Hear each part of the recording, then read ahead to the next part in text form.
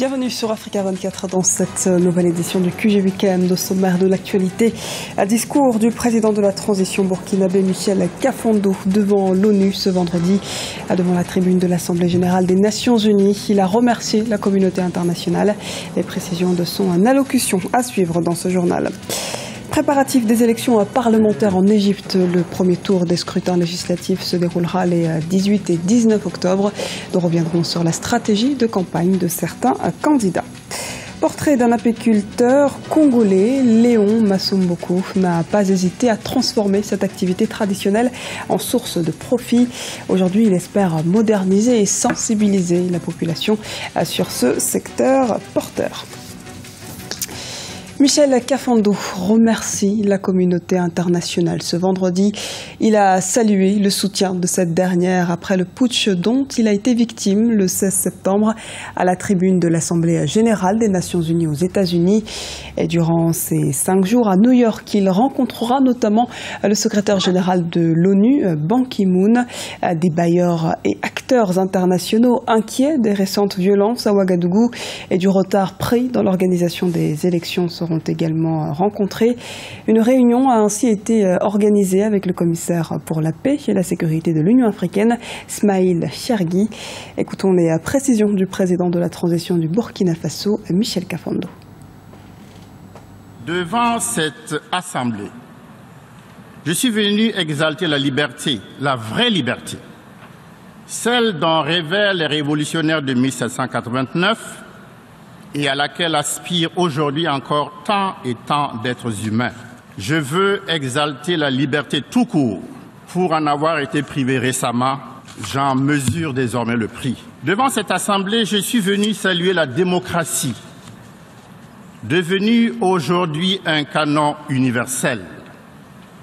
Sauf au Burkina Faso où des prétoriens d'un autre âge, ramant à contre-courant de l'histoire, ont tenté de la confisquer pour assouvir leurs ambitions sordides. Chers amis de la communauté internationale, c'est grâce à vous, défenseurs de ces valeurs que je viens d'évoquer, que je parle librement devant vous. Chose impensable il y a seulement 2 semaines, lorsque je me suis retrouvé dans les geôles de la sédition militaire. Ajoutons que sur place au Burkina Faso, la vie reprend son cours peu à peu. Le gouvernement a annoncé vendredi un allègement du couvre-feu instauré pendant le coup d'État du 16 septembre. Le couvre-feu commencera dorénavant à 1h du matin et se terminera à 4h du matin. Les Égyptiens se préparent, eux, à se rendre aux urnes pour les élections parlementaires des 18 et 19 octobre 2015.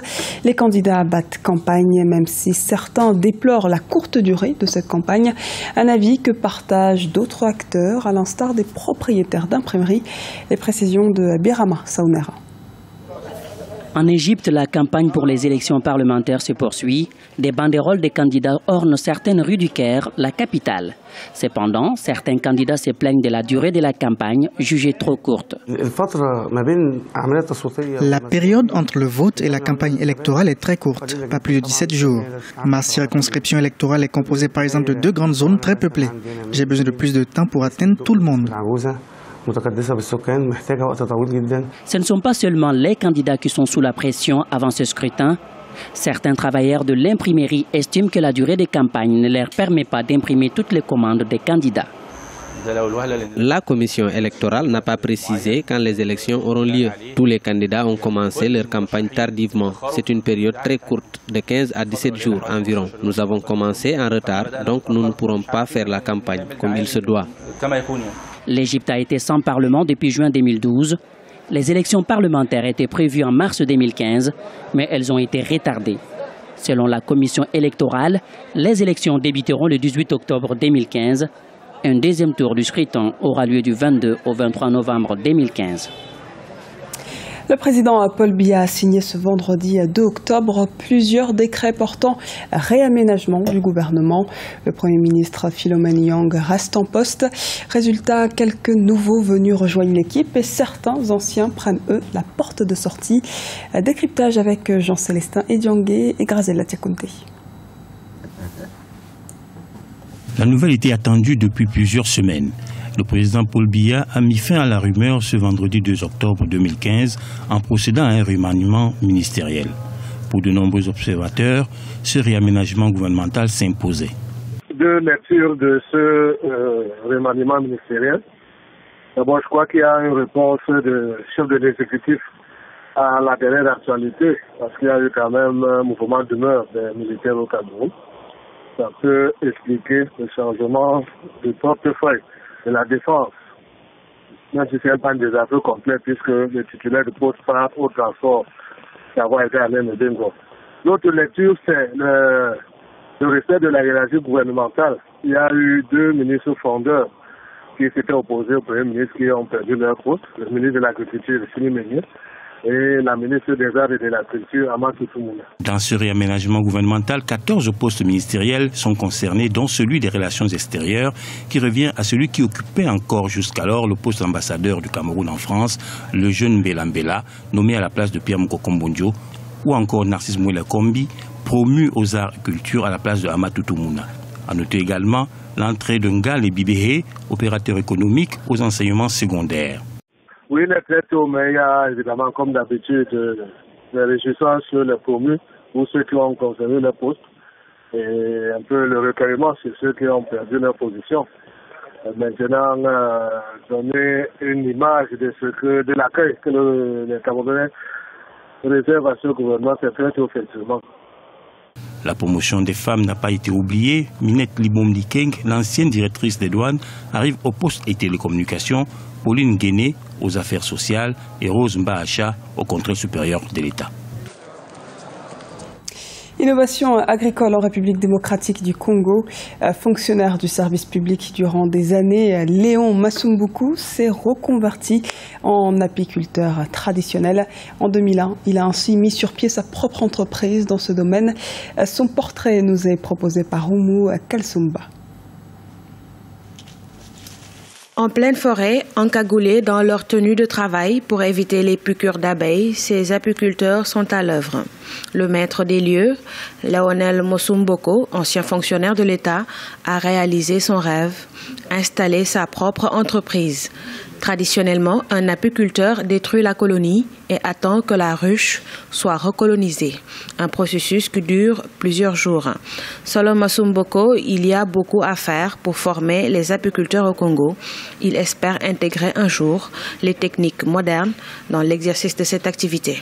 Nous sommes heurtés à la tradition. Les gens sont habitués à tuer les abeilles, à faire la chasse au miel. Maintenant, il est question d'abord de pouvoir les convertir d'apiculteurs cueilleurs de miel en apiculteurs professionnels. Mais c'est tout un long chemin. La grande difficulté que nous avons donc, c'est au niveau des compétences. Le gouvernement doit aujourd'hui donner un coup de main aux apiculteurs qui travaillent avec difficulté car les moyens ne suivent pas. Le mode de l'apiculture que nous sommes en train de pratiquer, il est artisanal. Donc il y a possibilité d'améliorer les conditions d'élevage. Il s'est fait que la population qui fait cette activité est d'abord pauvre. Il n'a pas de moyens. Si le gouvernement pouvait disponibiliser ou appuyer d'abord ces éleveurs, ça pourrait être une bonne chose. En République démocratique du Congo, il existe un réel potentiel dans l'apiculture. Le gouvernement pourrait compter sur ce secteur pour promouvoir l'entrepreneuriat des jeunes et lutter ainsi contre le chômage. À ce jour, une partie du miel produit en RDC est exportée vers l'Ouganda. Sport à présent, le Sénégal et le Cameroun se sont qualifiés pour la finale de l'Afrobasket Dames 2015. Ces deux formations ont battu respectivement l'Angola et le Nigeria lors des demi-finales ce vendredi à Yaoundé. Le Sénégal fera donc face au Cameroun, le pays organisateur, dans une finale inédite qui se tiendra ce 3 octobre. Les Sénégalaises seront mobilisées afin de décrocher leur 11e titre continental. Seule équipe invaincue depuis le début de cette 22e édition. Les Camerounaises, elles, tenteront de remporter leur premier titre africain dans cette catégorie. Ce journal a été réalisé par l'ensemble de la rédaction. Nous vous remercions pour votre fidélité. Retrouvez dans un instant une nouvelle édition de l'actualité sur Africa 24.